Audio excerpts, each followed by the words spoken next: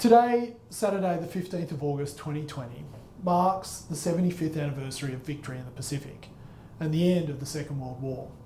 Some 1 million Australians served in the Second World War. Overseas and on the home front, they fought to keep our nation free and fair. On this day in 1945, at 9:30am, the Australian Prime Minister made a nationwide address on the wireless, announcing the Japanese unconditional surrender to the Allies. With a simple but dignified speech, he broadcast, "Fellow citizens, the war is over. Let us offer thanks to God. Let us remember those whose lives were given, so we may enjoy this glorious moment and look forward to a peace which they have won for us." The Second World War was over, and Victory in the Pacific, VP Day, has been commemorated every year since. The celebrations of VP Day in 1945 were prompted by Japan's surrender the previous day, which brought World War II to an end, a long 3 months after Hitler's death and the downfall of Nazi Germany.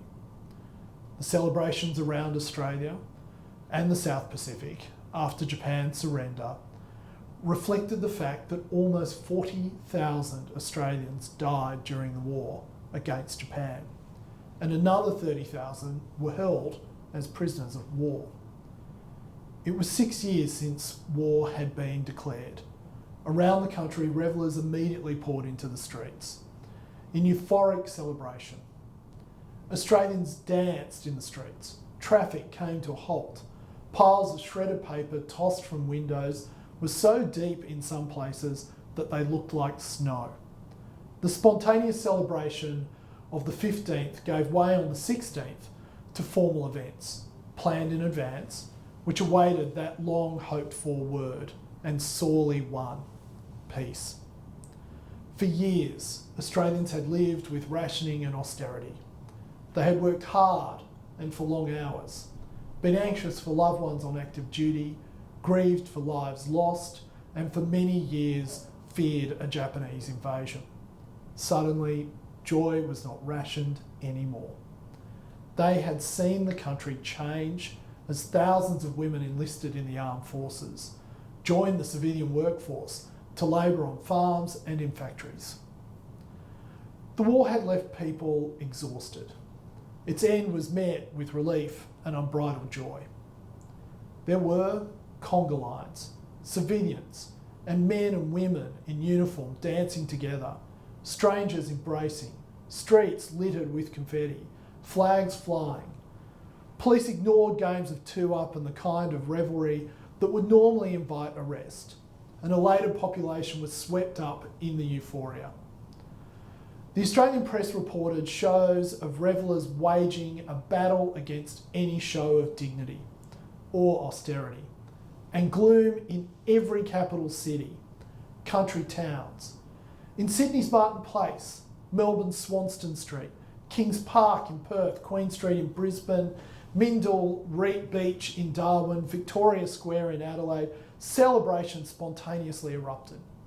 Newspapers' front pages were splashed with large, bold headlines of peace, Japan surrenders, and my personal favourite, it's all over. The Prime Minister announced a 2-day holiday. He thanked the servicemen and women of the Allied nations, and he thanked the millions who had worked so hard for the war effort on the home front. The Australian people may be justly proud of everything they have done. On a day that could never be entirely without sorrow, he also asked Australians to remember the dead and the bereaved. On the 16th of August, crowds gathered around the country for Thanksgiving services and to more somberly remember those who would not be coming home. Meanwhile, our soldiers were still fighting in the jungles of New Guinea, Borneo and Bougainville. When peace was declared, their reaction to peace was one of relief, tempered with apprehension about the future and the overwhelming emotion of seeing the horrors of atrocities, friends wounded, maimed and killed. 19-year-old Lance Corporal Peter Medcalf, an infantry rifleman serving on Bougainville, said quietly, Strangely, no one laughed or cheered. All afternoon we sat quietly and speculated. We found it hard to understand fully. This generation of Australians now leaving us, whose sacrifices we honour today, is rightly known as the greatest generation. VP Day brought an end to years of fighting and the return home of hundreds of thousands of Australians from theatres of war around the world.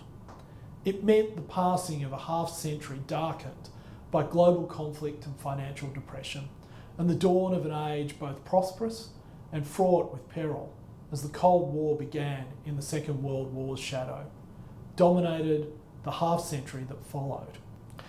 They took on roles of leadership and made wise decisions, tempered by the knowledge of the cost of war. They knew decisions mattered. It is now left to us, a new generation, to continue the work they so nobly began.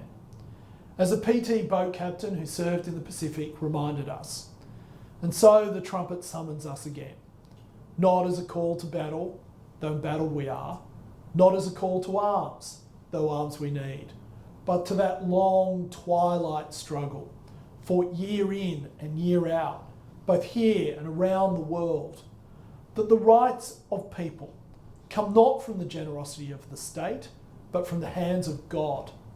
The joy, the elation, the relief, after such sacrifice, suffering, endurance and gallantry, gave us a generation of hope worldwide. So well we may say, Australians, let us rejoice, for we are young and free, lest we forget.